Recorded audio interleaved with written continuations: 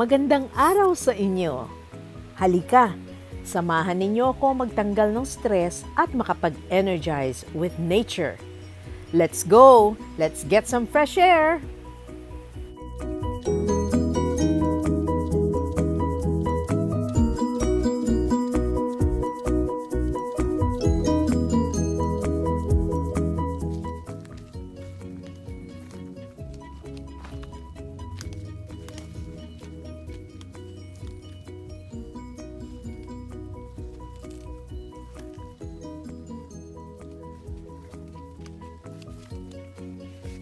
Diba?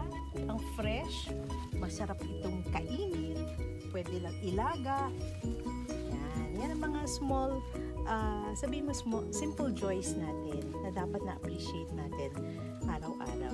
Kaya kahit sa bahay, pwede po kayo magtanim. Kung meron kayong maliit na lugar, pwede kayong magtanim. Hindi man kailangan na meron kayong malaking farm. So, iniiwan ko po yung maliliit para sa susunod kong pagpunta next week, meron po akong aanihin. Hindi natin uubusin. Yung mga malilinggit, palalakihin natin.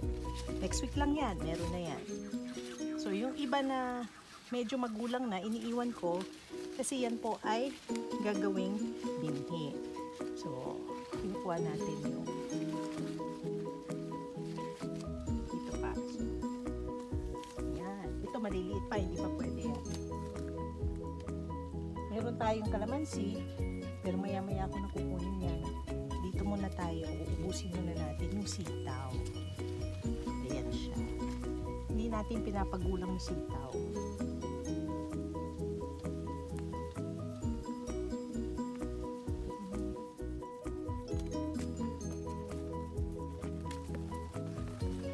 Ikot lang yan. Oh, yan. So, ito pa siya. Madami lang langaw. O maliliit pa yung aking kalamansi. Next week yan, meron na yan. So ito, pwede na yan, yung mga ganyan. Yan. Pansin, yan meron magkakaroon pa ulit yan na sitaw. Ito, baby, kalamansi. Ibig sabihin na wala pa yan. Wala pa tayong mapipitas dito. Maliit pa to kasi green na green, kailangan makintab. Pag yan kukunin mo. Yan. O, tapos na ako. Ito naman, dito naman tayo sa talong. Para kukumpletuhin natin ang pakbet. Ang gusto ko sa talong, hindi masyadong malalaki para matatamis siya. So, ginugupit yan dahil para hindi masira. Yan. Naway walang uod.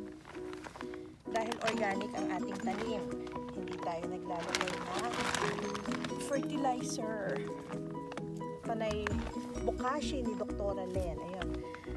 Tuyo na yun. So, ito. Mga ganito lang. Kinukuha natin.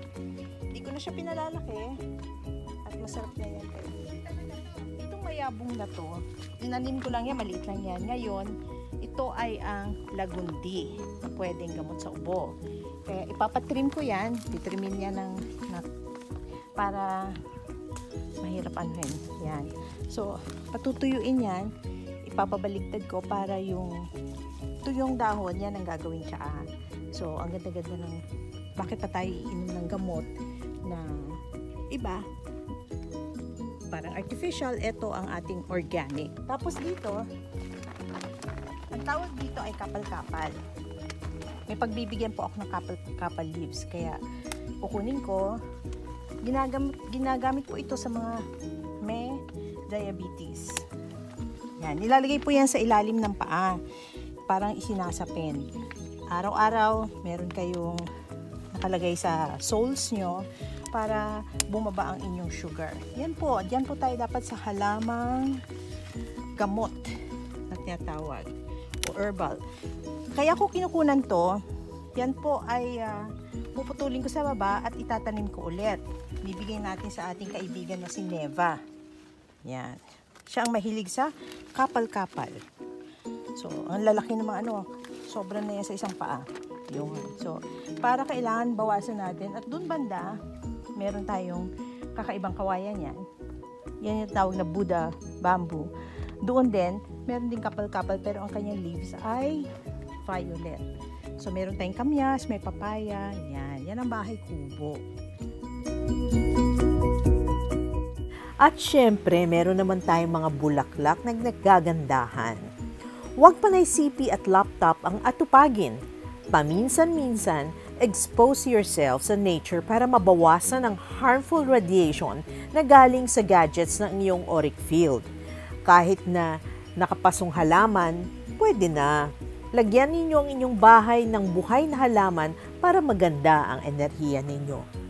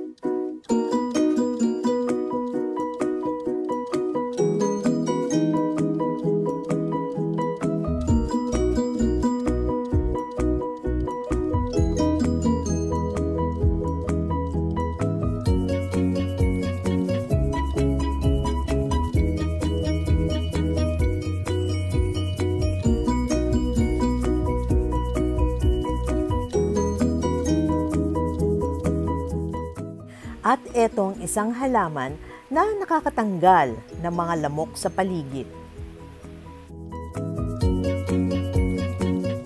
Ayan, commune with nature. At dyan tayo mag-inhale and mag-exhale para maalis ang ating mga stress.